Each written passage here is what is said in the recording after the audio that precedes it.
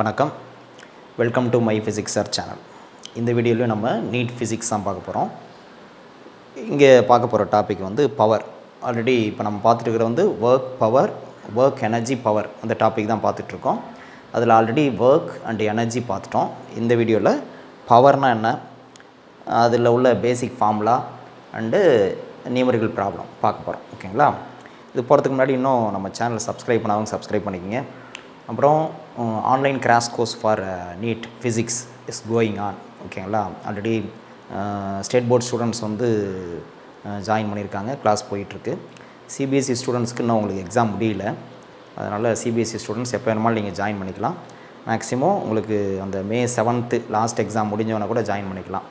அதுக்கு மேலே போக வேணாம், ஏன்னா அதுக்கு மேலே போனால் நம்மளுக்கு டைம் கிடையாது, போர்ஷன்ஸ் கவர் பண்ணி முடிக்க முடியாது. அதனால் ஜாயின் பண்ணுறவங்க மேக்ஸிமம் May 7th ஜாயின் பண்ணிக்கோங்க. நீங்கள் எப்போ ஜாயின் பண்ணுறீங்களோ அதுக்கு தகுந்த மாதிரி பேட்சஸ் வந்து உங்களுக்கு அலோகேட் பண்ணி போகும்.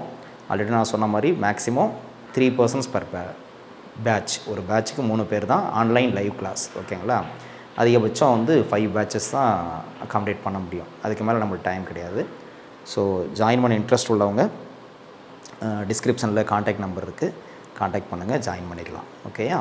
ரைட், இப்போ வீடியோக்குள்ளே போகலாம். பவர்னால் என்ன, ஃபஸ்ட்டு டெஃபினிஷன் பார்க்கணும். ஆல்ரெடி நம்ம ஒர்க்னால் என்ன, எனர்ஜினா என்னன்னு படிச்சிருக்கோம். பவர்னால் என்ன டெஃபினிஷன்னா பாருங்கள், time rate of change of work done or energy transferred அப்படின்னு அர்த்தம். Time rate of change of work done or energy. ஒரு ஒர்க் நடக்குது அப்படின்னா எவ்வளோ ஃபாஸ்ட்டாக நடக்குது, அதானே? ஒரு மணி நேரத்தில் எவ்வளோ ஒர்க் நடக்குது, அதான் time rate of change of ஒர்க்னா அதான் meaning. Okay? Or energy transfer, energy transformation நடக்குது, ஹீட் எனர்ஜியோ லைட் எனர்ஜியோ எவ்வளோ நேரத்தில் எவ்வளோ எனர்ஜி ட்ரான்ஸ்ஃபர் ஆகுது. Okay? So work per time or energy per time, அதுதான் நம்ம என்ன சொல்கிறோம், பவர்னு சொல்கிறோம். ஓகே? இதுதான் டெஃபினேஷன். ஸோ ஃபஸ்ட்டு டெஃபினேஷன் தெரிஞ்சுக்கணும். நெக்ஸ்ட்டு பாருங்கள், இதில் இன்ஸ்டன்டேனியஸ் பவர்னால் என்ன அப்படின்னா, இன்ஸ்டன்டேனியஸ் பவர்னால் அங்கே என்னென்னா ஒர்க் டன் வந்து கான்ஸ்டன்ட் ரேட்டில் இல்லை. அதாவது வந்து 1 ஹவருக்கு வந்து 1000 ஜூல் ஒர்க் நடக்குது அப்படின்னா எத்தனை 1 ஹவர் எடுத்துட்டாலும் சரி, or every second 1 joule work நடக்குதுன்னு வச்சுங்களேன். ஒரு செகண்டுக்கு 1 ஜூல், அடுத்த செகண்ட் 1 ஜூல், அடுத்த செகண்ட் 1 ஜூல் அப்படி நடந்ததுன்னா அப்போ வந்து என்னது, ஒர்க் டன் வந்து கான்ஸ்டன்ட் ரேட்டில் நடக்குதுன்னு அர்த்தம். ஓகேயா? அப்படி இல்லாமல் ஒரு செகண்ட் வந்து 1 ஜூல் ஒர்க் நடக்குது, அடுத்த செகண்ட் வந்து 2 ஜூல் நடக்குது, அடுத்த செகண்ட் வந்து 3 ஜூல் நடக்குது, அடுத்த செகண்ட் திரும்ப 1 ஜூல் தான் நடக்குது, அடுத்த செகண்ட் வந்து 2 ஜூல் தான் நடக்குது. இப்படி ரேட் ஆஃப் ஒர்க் டன் வந்து வேரி ஆகிட்டே இருந்தது அப்படின்னா அங்கே வந்து நம்ம வந்து கான்ஸ்டண்ட்டாக ஒரு பவரை வந்து கண்டுபிடிக்க முடியாது, பவரும் வேரி ஆகும். இப்போ அந்த மாதிரி இடத்துல தான் நம்ம என்னது இன்ஸ்டன்டேனியஸ் பவர் கண்டுபிடிக்கிறோம். இன்ஸ்டன்டேனியஸ் பவர்னால் என்னது, அந்த இன்ஸ்டண்ட்டில் அந்த செகண்டில் எவ்வளோ பவர், தட் இஸ் அந்த இன்ஸ்டண்ட்டில் எவ்வளோ ஒர்க் நடக்குது ஒரு செகண்டுக்கு, அதுதான் அதுக்கு மீனிங் இன்ஸ்டன்டேனியஸ் பவர். ஓகேங்களா? ஏன்னா ஒவ்வொரு செகண்டும் ரேட் ஆஃப் ஒர்க் டன் மாறுறதுனால பவரும் மாறும். அதனால் அந்த இன்ஸ்டண்ட்டில் எவ்வளோ ஒர்க் பவர் அப்படின்னு கண்டுபிடிக்கிறது தான் இன்ஸ்டன்டேனியஸ் பவர். அதுக்கு ஃபார்முலா என்னது, dW/dt. dWன்னா என்னது, the small amount of work done during the small interval of time dt. அவ்வளோதான், வேறு ஒன்றும் இல்லை. அதுதான் என்னது இன்ஸ்டன்டேனியஸ் பவர் ஃபார்முலா. இப்போ அதே வேறு மாதிரி எப்படி எழுதலாம் பாருங்கள். ஒர்க் டனுக்கு ஆல்ரெடி நம்ம ஃபார்முலா படிச்சிருக்கோம். ஒர்க் டன் ஃபார்முலா என்னது, ஃபோர்ஸ் இன்ட்டு டிஸ்டன்ஸ் இல்லையா? அப்போ force F vector into d x vector எழுதலாம். ஒர்க் டன்ங்கிறது ஸ்கேலார் குவான்டிட்டி. ஸ்கேலார் குவான்டிட்டி நம்ம என்ன சொல்லியிருக்கோம், டாட் ப்ராடக்ட்டில் எழுதலாம்னு சொல்லியிருக்கோம். அதான் எழுதிருக்கோம், டிடி அப்படியே இருக்குது. ரைட், அடுத்து பாருங்கள் இன்ஸ்டன்டேனியஸ் பவர். இதை எப்படி எழுதலாம், இங்கே பாருங்கள், எஃப் அப்படியே வச்சுக்கிட்டேன். இந்த dx/dtங்கிறது என்னது நம்மளுக்கு தெரியும். dx/dtங்கிறது என்னது, rate of change of displacement. அது வந்து வெலாசிட்டின்னு சொல்லலாம் இல்லையா? dx/dtங்கிறது வெலாசிட்டி, அதனால் dx/dtக்கு பதிலாக v வெக்டார் போடுறேன். ஸோ அப்போ இன்ஸ்டன்டேனியஸ் பவரை நம்ம என்ன சொல்லலாம்னா எஃப் வெக்டார் டாட் v வெக்டார்னு எழுதலாம். Very very important formula. இதை நம்ம யூஸ் பண்ணுவோம், அடிக்கடி யூஸ் பண்ணுவோம். F vector dot v vector, இது வந்து என்னது, பவர், ஃபோர்ஸ், வெலாசிட்டி மூணுக்கும் உள்ள relation. Power, instantaneous power equal to F vector dot V vector. இங்கே விங்கிறது என்னென்னா இன்ஸ்டன்டேனியஸ் வெலாசிட்டி. ஏன்னா வெலாசிட்டி சேஞ்ச் ஆகுது, ஒவ்வொரு நேரத்துலையும் ஒவ்வொரு வெலாசிட்டி இருக்குது, அதான் இன்ஸ்டன்டேனியஸ் வெலாசிட்டி. இன்ஸ்டன்டேனியஸ் வெலாசிட்டினா இங்கே இன்ஸ்டன்டேனியஸ் பவர் கிடைக்கும், வேறு ஒன்றும் இல்லை. ஓகே? ரைட், இது இம்பார்ட்டன்ட் ஃபார்முலா. அடுத்து பாருங்கள், ஆவரேஜ் பவர். ஆவரேஜ் பவர்னால் என்னது, ஒர்க் டன் வந்து என்னென்னா சமயத்தில் வந்து என்ஜின் வந்து நமக்கு ஒர்க் பண்ணோம், இல்லை நம்ம வந்து என்ஜினுக்கு வந்து ஒர்க் பண்ணுவோம், இந்த மாதிரி வந்து மாறும். அப்போ நெட் ஒர்க் டன் என்ன, ஓகே? அதான் net work done. Net work டன்னா ப்ளஸ் மைனஸ் பார்க்கணும், அது net work done by time. எவ்வளோ டைமில் எவ்வளோ நெட் ஒர்க் டன், அதுதான் அது ஆவரேஜ் பவர். ஓகேயா? ரைட், நெக்ஸ்ட்டு ஒர்க் டன்ங்கிறது, சாரி, இந்த பவருங்கிறது என்னென்னா it's a scalar quantity. Okay? Scalar quantity. ஏன்னா ஒர்க் வந்து scalar quantity, energy scalar quantity, பவரும் என்னது ஸ்கேலார் குவான்டிட்டி தான். ரைட். நெக்ஸ்ட்டு பாருங்கள், கமர்ஷியல் யூனிட் ஆஃப் பவர் என்னது அப்படின்னா ஹார்ஸ் பவரில் சொல்கிறோம். ஹார்ஸ் பவர் 1 ஹார்ஸ் பவர் அப்படின்னா எவ்வளோ அப்படின்னா 1 ஹெச்பி அப்படின்னா 746 வாட் 1 ஹெச்பின்னா இது வந்து commercial unit. SI unit of power என்ன அப்படின்னா watt, by the name of scientist James Watt இல்லையா, ஸ்டீம் இன்ஜினை கண்டுபிடிச்சார் இல்லையா, அவருடைய ஞாபகமாக தான் நம்ம வந்து வாட்டுங்கிற யூனிட் சொல்கிறோம். எதுக்கு? SI unit of power. Right. Next kilowatt ஹவர்னால் என்ன சார்? கிலோவாட் ஹவருங்கிறது it is not a unit of power. அது வந்து எதோட யூனிட்னா எனர்ஜிக்கான யூனிட். இது தப்பு பண்ணிடக்கூடாது. கிலோவாட் வாட்னா வாட்னா என்னது unit of power. Watt hour, kilowatt hour அப்படின்னு டைம் சேர்ந்துருச்சுன்னா அது வந்து என்னது எனர்ஜிக்கான யூனிட் இல்லையா. ஏன்னா இந்த ஃபார்முலாவில் பார்த்தீங்கன்னா பாருங்க, பவர் இன்ட்டு டைம் மல்டிப்ளை பண்ணால், ஏன்னா பவருங்கிறது என்னது கிலோவாட், கிலோவாட்னா 1000 வாட் இல்லையா, இன்ட்டு டைம் அவருங்கிறது என்னது டைமுக்கான யூனிட். அப்போ ரெண்டு மல்டிப்ளை பண்ணுறப்ப நமக்கு என்ன கிடைக்கும்? பவர் இன்ட்டு டைம் மல்டிப்ளை பண்ணால் ஒர்க்கு தானே கிடைக்கும். ஸோ ஒர்க்குங்கிறது என்னது, ஒர்க்கும் எனர்ஜியும் சேம் தான். அதனால தான் நம்ம சொல்கிறோம் கிலோவாட் ஹவருங்கிறது எதோட யூனிட்? எலக்ட்ரிக்கல் எனர்ஜியோட unit. It is not a unit of power. இதில் தெளிவாக இருக்கணும், தப்பு பண்ணக்கூடாது. 1 கிலோவாட் ஹவர்னா என்னது? இதுக்கும் எனர்ஜினா ஜென்ரலாக ஏதோ ஒரு எனர்ஜியில் எலக்ட்ரிக்கல் எனர்ஜியை மெஷர் பண்ணுறதுக்கு மட்டும் தான் இந்த யூனிட் நம்ம யூஸ் பண்ணுறோம். இதுதான் நமக்கு 1 யூனிட்னு சொல்கிறோம். யூனிட் வந்து வீட்டில் வந்து எத்தனை யூனிட் வந்து கன்சம்ஷன் ஆகிருக்கு அப்படின்னு சொல்கிறோம்ல, இபி சார்ஜ் பண்ணுறோம்ல, அது வந்து என்னது இந்த 1 கிலோவாட் ஹவர் தான். 1 கிலோவாட் ஹவர் தான் 1 யூனிட்னு சொல்கிறோம். அது எவ்வளோ ஜூல் அதில், ஏன்னா எனர்ஜின்னு சொல்லிட்டோம், எனர்ஜிக்கு எஸ்ஐ யூனிட் ஜூல். அப்போ 1 கிலோவாட் ஹவர்னால் எவ்வளோ ஜூல் சார் அப்படின்னா 3.6 × 10⁶ ஜூல். இது ஒரு important value, constant. Okay, 1 kilowatt hour equal to 3.6 × 10⁶ joule தெரிஞ்சுக்கணும். நெக்ஸ்ட் பாருங்கள், slope of work time curve எதை கொடுக்குது அப்படின்னா இன்ஸ்டன்டேனியஸ் பவர். என்னது, ஒரு ஒர்க் டைம் கிராஃப் இருக்குது, ஒர்க்குக்கும் டைமுக்கும் கிராஃப் வரைகிறோம். இப்போ இந்த மாதிரி ஒர்க் வந்து எக்ஸ் ஆக்சிஸில் எடுத்துக்கிறோம், டைம் வந்து ஒர்க் வந்து ஒய் ஆக்சிஸ், டைம் வந்து எக்ஸ் ஆக்சிஸில் எடுத்துக்கிறோம். ஓகே, இப்போ ஸ்லோப் எடுக்கிறோம். இப்போ இந்த கிராஃப் வந்து இப்படி கிடைக்குதுன்னு வச்சுங்களேன், இந்த மாதிரி இப்படி கிடைக்குது. ஒர்க்கு டைம் இன்ஸ்டன்டேனியஸ் ஒர்க் இல்லையா, ஒவ்வொரு டைம்லேயும் ஒர்க்கு வந்து மாறுது. அப்போ ஒரு ஸ்லோப் எடுக்கிறப்ப நமக்கு வந்து என்ன கிடைக்கும்? ஸ்லோப்னால் அந்த இப்படி எடுப்போம் இந்த இடத்துல இல்லையா. அப்போது ஒர்க் பர் டைம் எவ்வளோ, திஸ் பை திஸ் எவ்வளோ கிடைக்கும் அப்படின்னா, ஒர்க் பர் டைம்ங்கிறது என்னது நமக்கு என்ன பார்த்தோம்? ஒர்க் பர் டைம்னா அது வந்து பவர் தானே. ஸோ இன்ஸ்டன்டேனியஸ் பவர் கிடைக்கும். இப்போ ஸ்லோப் ஆஃப் ஒர்க் டைம் கர்வ்னா நமக்கு என்ன கிடைக்கும்? Instantaneous power. அந்த இடத்துல இன்ஸ்டன்டேனியஸ் பவர் கிடைக்கும். ரைட். அடுத்து area under power time curve. Power time graph இது வந்து work time graph. Power time கிராஃப்னா இப்போ இது வந்து பவர் வந்து ஒய் ஆக்சிஸில் எடுத்துக்கிறேன், எக்ஸ் ஆக்சிஸில் டைம் எடுத்துக்கிறேன். சரியா? ஓகே, இப்போ இந்த மாதிரி ஒரு கிராஃப் கர்வ் கிடைக்குது. ஓகே, இப்போ area under power time curve, இது வந்து power time curve, power versus time எடுத்திருக்கேன்.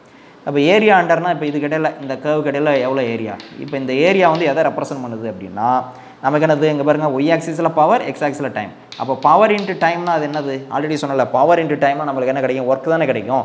அதுதான் இங்கே ஏரியா அண்டர் பவர் டைம் கர்வ்னா என்ன கிடைக்கும்? ஒர்க் கிடைக்கும். இது தெரியும். ஓகே, எந்த கிராஃப்லேருந்து என்ன தெரியுது நமக்கு அப்படிங்கிறது? ஒர்க் டைம் கிராஃபோட ஸ்லோப்லேருந்து என்ன கிடைக்குது நமக்கு? பவர் கிடைக்குது. பவர் டைம் கிராஃபோட ஏரியாவிலேருந்து என்ன கிடைக்குதுன்னா ஒர்க் கிடைக்குது. ஓகேங்களா, இதுதான் இம்பார்ட்டன்ட் ஃபார்முலா. ஓகே, இதை நோட் பண்ணிக்கணும்.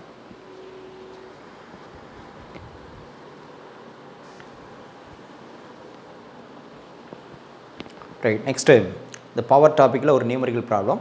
இந்த கொஸ்டின் வந்து ப்ரீவியஸ் இயர்ஸில் கேட்டது, நீட் எக்ஸாமில் கேட்ட ஒரு கொஸ்டின் தான் இது. பார்ப்போம்.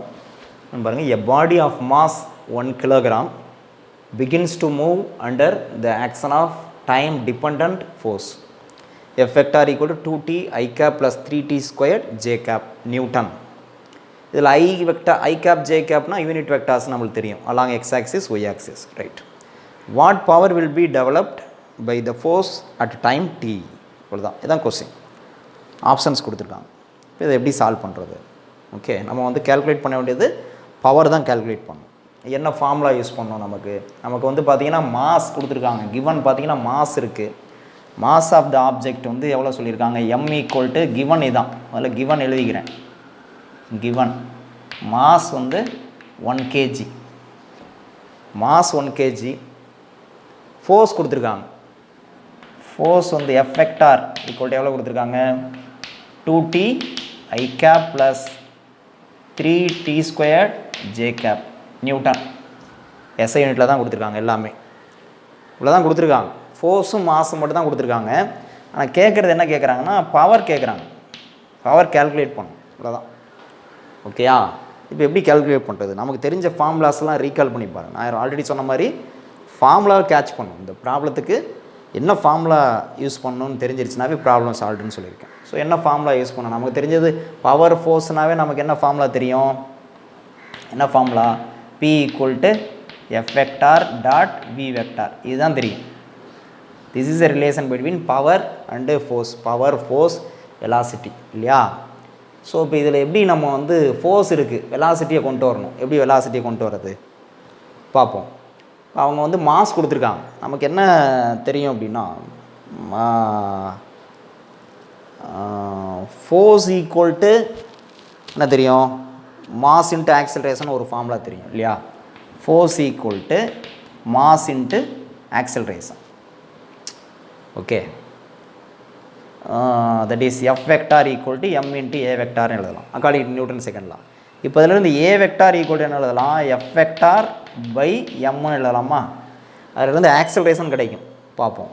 இப்போ F vector என்ன இருக்குது? இங்கே இருக்குது 2t I cap plus 3t squared j cap divided by M. M எவ்வளவு? 1 kg. ஓகே, அப்போ என்ன கிடைக்கும்? இதை 1ஆல் டிவைட் பண்ணால் அதே தான் கிடைக்கும். ஸோ A வெக்டாரோட வேல்யூ என்ன அப்படின்னா 2t I cap plus 3t squared j cap. இதுதான் என்னது? A vector. ஓகே, பட் எனக்கு என்ன வேணும்? V வெக்டார் வேணும். எப்படி கண்டுபிடிக்கிறது V வெக்டாரு? நமக்கு வந்து ஒரு டெஃபினிஷன் தெரியும். ஆக்சலரேஷன்னா என்னது? ஆக்சலரேஷன் அப்படின்னா rate of change of velocity. ஓகேயா? அப்போ ரேட் ஆஃப் சேஞ்ச் ஆஃப் வெலாசிட்டினா நமக்கு வந்து இப்போ ஆக்சலரேஷன் ஏடி கிராஃப் இருக்குது. இதெல்லாம் நம்ம படித்தது தான் ஆல்ரெடி. ஆக்சலரேஷன் டைம் இப்படி ஒரு கிராஃப் இருக்குது. இதில் வந்து நமக்கு வந்து ஒரு கிராஃப் கிடைக்குது இப்படி. ஓகேயா? இந்த கிராஃபில் ஒரு ஏரியான்றது கிராஃப் இது எடுக்கிறேன்.